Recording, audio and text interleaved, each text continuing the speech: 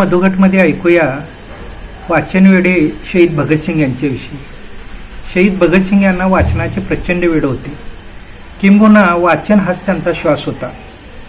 तुरुंगामध्ये पुस्तके मिळवून वाचायची सोय होती. या सोयीचा भगतसिंगांनी जबरदस्त फायदा घेतला. तुरुंगामध्ये पुस्तके मागवायची, ती वाचायची, त्यावर चिंतन करायचे, अभ्यास करायचा आणि लेखन करायचा.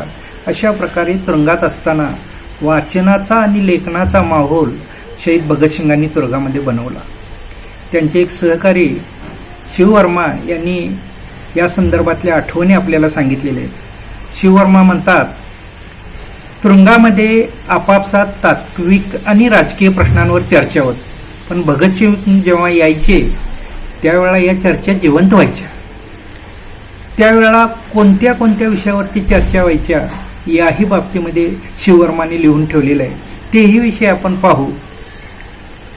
विषय असे असतात, असं आठवड्यामध्ये वाचलेली पुस्तके, मार्क्सवाद, सोव्हिएत संघाची प्रगती, अफगाणिस्तानमधील उलथापालथ, लीग ऑफ नेशन्सचा कुचकामीपणा, मिरत कटखटला, कामगारांचा संघर्ष, भारतीय भांडवलदार वर्गाची भूमिका, काँग्रेसच्या घडामोडी, लाहोर काँग्रेसमध्ये उद्दिष्टांमध्ये झालेल्या बदलाचा प्रश्न इत्यादी विषयावरती चर्चा होत. म्हणजे हे जर विषय आपण बघितले तर किती सांगोपांग आणि किती विविध विषयावरती चर्चा होत असे त्या ठिकाणी तुरुंगामध्ये लक्षात येतं आपल्याला.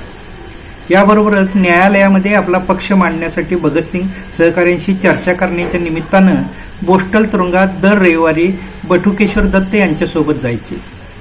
सर्वच क्रांतिकारकांना वाचनात रस होता. अशा प्रकारे तुरुंगामध्ये सुद्धा या सर्व वीर जवानांची क्रांतीची शाळा भरत होती असं आपल्याला म्हणायला लागतं. तुरुंगामध्ये उपोषण सुरू असतानाच्या जवळपास 3.5 महिन्याच्या कालावधीमध्ये भगतसिंगांचं वाचन अखंडपणे चालू होतं.